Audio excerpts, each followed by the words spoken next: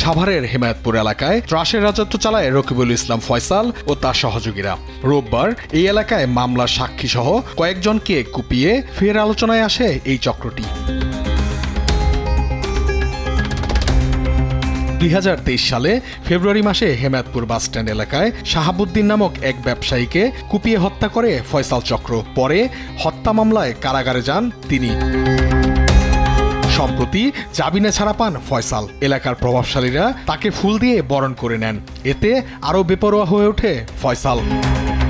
হত্যা মামলায় সাক্ষ্য দেওয়ায় সাক্ষীদের উপর চড়াও হন তিনি। এক পর্যায়ে প্রকাশ্যে কুপিয়ে জখম করা হয় তাদের।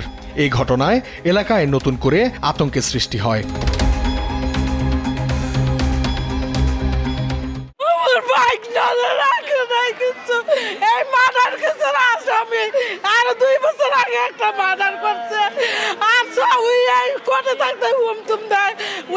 গুন্ডা ভাড়া করে না বাড়ির মধ্যে সবাই মারছে, আমার স্বামী রে আর আমার বাইক না রে। হ্যাঁ, মৃত্যুর সাথে পাঞ্জা লড়তেছে, মৃত্যুর সাথে পাঞ্জা লড়তেছে।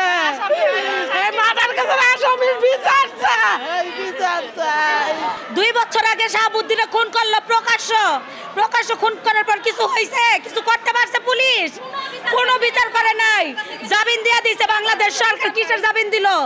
এই যে 2 বছর পর আবার প্রকাশ্য নয়টা রান্দাও নিয়ে 5 জন মানুষকে কুবাইলো। কি বিচার করলো? তাদের উদ্ধার করে স্থানীয় হাসপাতালে ভর্তি করা হয়। তাদের মধ্যে সানি নামে একজনের অবস্থা আশঙ্কাজনক। ভুক্তভোগীদের অভিযোগ, আগে থেকে থানায় জিডি করলেও মেলেনি কোনো প্রতিকার। 4 জনে মিলে একজনকে কোপ দিছে আমার বড় জ্যাঠার হাতে, মোহাম্মদ ফারুক হোসেনের হাতে।